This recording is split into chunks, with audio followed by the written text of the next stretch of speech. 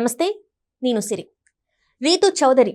ఒకప్పుడు రీతు చౌదరి అంటే జబర్దస్త్, ఆమె కామెడీలు, ఆమె అది కొంచెం ఆ స్కిట్స్ అవన్నీ గుర్తొస్తూ ఉండేవి. కానీ ఇప్పుడు రీతు చౌదరి అంటే 700 కోట్ల ల్యాండ్ స్కామ్ మాత్రం గుర్తొస్తుంది. దానికి తోడు దాని వెనకాల కూడా పెద్ద నేతలే ఉన్నారు, వైసీపీకి చెందిన నేతలు ఉన్నారు అని చెప్పేసి కూడా మనకి వార్తలు ఉన్నాయి. సో దీంతోని వైసీపీకి చెందిన ఒక కీలక నేత అయితే ఆ నేత టీం ఎవరైతే ఉన్నారో వాళ్ళు ఆమెకైతే వార్నింగ్ ఇచ్చినట్టు కూడా తెలుస్తుంది. దీనికి సంబంధించి మరిన్ని విషయాలు మనకు తెలియజేయడానికి ఈరోజు మనతో పాటు ఉన్నారు ప్రముఖ రాజకీయ విశ్లేషకులు అర్చుమల్లి గారు. నమస్కారం సార్. నమస్కారం సార్, ఇప్పుడు చూస్తుంటే రీతు చౌదరి తను ఒక ఆర్టిస్ట్, సీరియల్స్ చేస్తూ టీవీలలో ఏదో షోస్ చేసుకుంటున్న అమ్మాయి సడన్ గా వార్తల్లోకి వచ్చేసింది. అది కూడా ఏంటంటే 700 కోట్ల రూపాయల ల్యాండ్ స్కామ్ లో. సో దీనికి వెనకాల వైసీపీ నేతలు ఉన్నారని చెప్పేసి, చాలా మందికి బినామీ అని చెప్పేసి ఏవేవో వార్తలు అయితే వస్తుంది. అసలు నిజానికి ఏం జరిగింది? అయితే ఇప్పుడు తను ఒక చిన్న క్లూ వదిలింది, దీని వెనకాల ఉంది ఒక వ్యక్తి అని చెప్పేసి. ఆ వ్యక్తికి సంబంధించిన టీం ఇప్పుడు ఆమెకి హెచ్చరికలు కూడా జారీ చేశారు, వార్నింగ్ కూడా ఇచ్చారని చెప్పేసి కూడా మరి వార్తలు వస్తున్నాయి. ఇందులో ఎంతవరకు వాస్తవం ఉందంటారు? ఇప్పుడు ఆ అమ్మాయి ఆర్టిస్ట్గా రీల్స్ చేసుకుని, లేకపోతే సినిమాలో చిన్న చిన్న పాత్రలు వేసుకుని జబర్దస్త్లో ఉన్నట్టు మంచి పేరు వచ్చింది. గ్లామర్ వరల్డ్ కాబట్టి కొంచెం వాళ్ళు ఆ లైన్లో వాళ్ళు ఏదో రకరకాల ప్రోగ్రామ్స్, టీవీ షోల్లో చేసుకుంటా వాళ్ళు బతుకాలు బతుకుతున్నారు. మెల్లమెల్లగా ఎదుగుతుంది. అలాగే అవకాశాలు వస్తాయి. వివాహం అయిందో లేదో మరి తెలియదు నాకు పూర్తిగానే. ఎవరో మరి ఇంకొకరు ఎవరో లేదో ఇంకొక అతని పేరు శ్రీకాంత్ ఎవరో కనబడుతుంది. ఆ అమ్మాయి పేరు వనం దివ్య అండి. అసలు ఏదో గ్లామర్ కోసం రీతు చౌదరి అని పెట్టుకుని ఉంటుంది. అదో ఫ్యాషన్. రెడ్ అని, చౌదరి అని, లేకపోతే రాయల్ అని, నాయుడు అని ఇలా పెట్టుకుంటారు వాళ్ళ పేరుని. అంటే ఒరిజినల్ పేరుతో రావాలి, కానీ ఇలా పెట్టుకుంటే ఏదైనా పని జరుగుద్ది అనుకున్నారో ఏటో మరి తెలియదు, కానీ పెట్టుకున్నారు. ఒక ఆడపిల్ల గురించి మనం నెగిటివ్గా మాట్లాడలేము. ఆ అమ్మాయి తప్పు ఏముండదండి. ఇందులో ఆ అమ్మాయి బతుకుతారు, ఆ అమ్మాయి చేసుకుంటుంది. ఆ వృత్తి ఏదో చేసుకుంటుంది. సినిమాలో లేకపోతే టీవీ షోలో మెల్లమెల్లగా గ్లామర్ ప్రపంచం, డెఫినెట్గా గ్లామర్ ప్రపంచంలో ఎలా ఉండాలో అలా ఉంటుంది. దాన్ని మనం ఎవరో తప్పు పట్టకూడదు.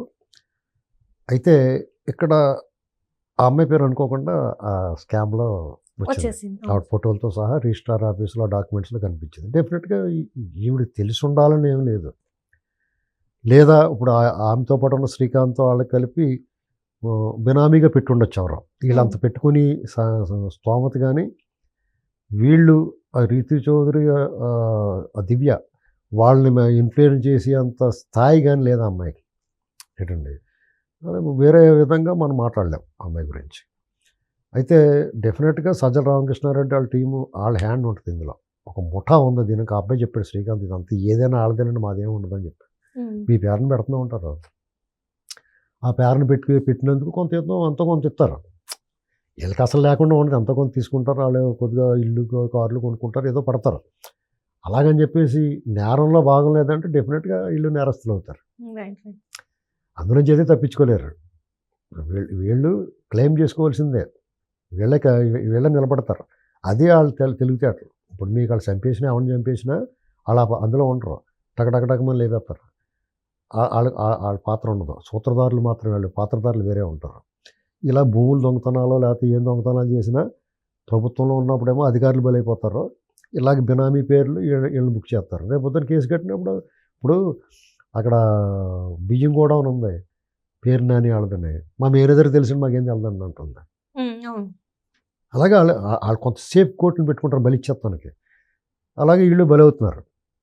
వీళ్ళు ఏం చేయాలంటే అప్రూవల్గా మారిపోదాం. బాబు మాకేం తెలియదండి బాబు, ఇది మాకు ఇలా చేశారండి అలా చెప్పేస్తారేమో వార్నింగ్ ఇచ్చారు. మీరు అన్న పాయింట్ ఏంటంటే, మీరు ఎలా అప్రూవల్గా మారితే మిమ్మల్ని దుకాణం సర్దిచ్చేస్తామని చెప్తారు. లేదా వీళ్ళ తాలూకు ఏదో బలహీనతలు వాళ్ళ దగ్గర ఉంటాయి, వాటితో బ్లాక్మెయిల్ చేస్తారంటారు, బెదిరిస్తారు, భయపెడతారు, రకరకాలు చేస్తారు. వీళ్ళు డెఫినెట్గా భయపడతారు. వీళ్ళు పిచ్చుకలండి, వీళ్ళ మీద బ్రహ్మాస్త్రం వేస్తారంటారు వాళ్ళు. ఇప్పుడున్న ప్రభుత్వం పిచ్చుకల మీద బ్రహ్మాస్త్రం వేయదు. కానీ వాళ్ళు ఏం చేస్తారంటే, వాళ్ళ అధికారంలో ఉన్నా వేసేస్తారు, అధికారంలో లేకపోయినా పిచ్చుక మీద బ్రహ్మాస్త్రం వేస్తారు. ఎక్కడ వెనకాడరో మొగమడతారు. అటువంటి వాళ్ళతో వీళ్ళు సాంగత్యం, స్నేహము, సాన్నిధ్యం పెంచుకునే ముందు ఆడపిల్లలు చాలా జాగ్రత్తగా ఉండాలి. ఒకవేళ వాళ్ళ కెరీర్లో ఇప్పుడు సహజంగానే ప్రతి వాళ్ళకి ఆశ ఉంటుందండి. ఇప్పుడు ఒక లగ్జూరియస్ లైఫ్ ఉంది, గ్లామర్ వరల్డ్ ఉంది. ప్రతి ఆడపిల్ల కూడా బాగా చదువుకుని పెద్ద ఉద్యోగం చేయాలనుకుంటుంది. ప్రతి ఆడపిల్ల కూడా ఒక్కొక్క డిజైర్ ఉంటుంది. ఒక్కొక్క ఆడపిల్లకి ఏముంటుంది, మంచి ఉద్యోగం చేయాలి, టాప్ ప్యాకేజ్ తీసుకోవాలి, లగ్జూరియస్ లైఫ్ అనుభవించాలనుకుని తను స్వయంగా చదువుకుని ఉద్యోగం చేసి సంపాదించాలనుకుంటుంది. ఇంకొక ఆడపిల్ల ఏమనుకుంటుంది, మంచి కుటుంబంలోకి వెళ్ళాలి, బోలంత ఎకరాలు ఉండాలి, అమ్మ బాబు ఉండకూడదు, ఒక పెళ్ళికొడుకి మొగుడికి అలా ఇంట్లోనే ఉండాలి, హాయిగా ఉండాలి, మొత్తం మొగుడు కూడా ఉండాలి, ఇంకా పెత్తనం ఆడబడుచు కూడా ఉండకూడదు, మొత్తం అంతా భూమి ఉండాలి అని చెప్పి తన దగ్గర ఏమీ లేకపోయినా కానీ నన్ను రాజకుమారులాగా వచ్చి రెక్కల గుర్రం వచ్చుకొని నన్ను తీసుకెళ్ళిపోయి పెళ్లి చేసేసుకోవాలనుకుంటున్నాను. ఒక డిజైర్ అది, నువ్వు కలగనటాన్ని నువ్వు తప్పు పట్టలేవు. ఇంకొక ఆడపిల్ల ఏమనుకుంటుందంటే మంచి సినిమా హీరోలు అటువంటి వాళ్ళు కన్నాలు మెలిదిరిపి ఇంత లాంగ్ కన్నులు ఉన్నవాడు కావాలి, ఇలాగ రకరకాల డిజైర్స్ ఉంటాయి. అదే డిజైర్ వీళ్ళకి ఉంటుంది. గ్లామర్ ప్రపంచంలో మనం నెంబర్ 1గా ఉండాలి, ఎవరైనా సరే చూసి మనం చూసి కింద పడి దొల్లేయాలి, అలాంటి కోరికలు ఉంటాయి. డెఫినెట్గా విచిత్రమైన విపరీతమైన కోరికలు కూడా ఉంటాయి. అందులో భాగంగా వాళ్ళ ప్రయత్నం వాళ్ళు చేసుకుంటూ ఉంటారు. మన ఎవరిని తప్పు పట్టకూడదు. ఇలాంటప్పుడు జాగ్రత్తగా ఉండాలి. ఇలా పక్కలేనికి వెళ్ళి ఆ కళలు నెరవేర్చుకుని ఆ సాకారం చేసుకుని ప్రయత్నంలో ఆ క్రమంలో ఇలాగ గోతులో పడతారు ఒక్కోసారి వచ్చి. కొంతమంది మట్టగిడసల్లా జారిపోతారు లక్కీగానే, వాళ్ళ జీవితం ప్రశాంతంగా సాగుతూ ఉంటుంది. కొంతమంది ఇలా దొరికేస్తారు, ఇబ్బంది పడతారు, కేసులు అంటాను. ఏమైనా కానీ దురదృష్టకరం. ఆ అమ్మాయికి కొంచెం ఇబ్బందికరమైన పరిస్థితి.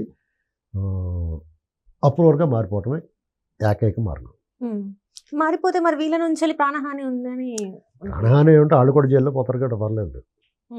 అంటే సార్ ఇప్పుడు ఇది ఒకటే కాదు సార్, కానీ మనం ఎలక్షన్స్ ముందు చూస్తే అప్పటి మాజీ సీఎస్ ఎవరైతే జవహర్ రెడ్డి ఉన్నారో ఆయన మీద కూడా అసలు మీకు జగన్మోహన్ రెడ్డి ప్రేమికులు అందరూ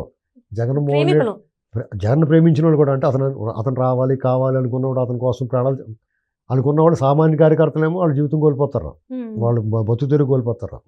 అధికారులు అయితే వాళ్ళు అప్రతిష్ట పాలైపోతారు, ఉద్యోగాలు కూడా కోల్పోతారు. రాజకీయ నాయకులు అయితే రాజకీయ జీవితం పోతే జైల్లో పోతారు.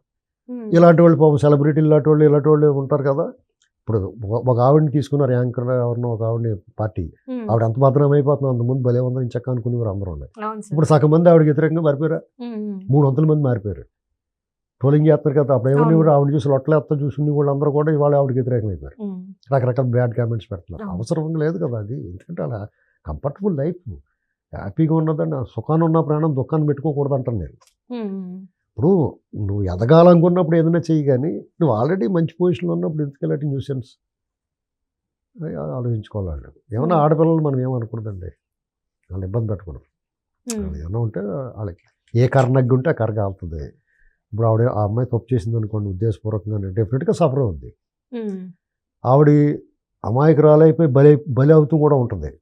అలాంటప్పుడు అప్రూవర్గా మారితే కొంచెం పని జరుగుతుంది. మొత్తానికైతే ఆమెని మభ్యపెట్టి ఇందులో మభ్య పెడతాం ఏముండదు, ఎందుకంటే ముట్టే ఉంటుంది చెప్తారు, ఈ భూమి చేరబడుతున్నారో అని చెప్తారు, తెలియకుండా ఏం జరగదు. కానీ అలా తెలిసినా కానీ ట్రాప్లోకి వెళ్ళకూడదు అంటాను నేను. ప్రమాదం ఉంటుంది ఇందులోనే, శాశ్వతంగా వాళ్ళే ఉంటారు అనుకోకూడదు. రేపు వచ్చిన తర్వాత ఎప్పుడైనా ప్రమాదం రావచ్చు అని కొంచెం జాగ్రత్తగా ఉండాలి. Right sir, right, thank you so much.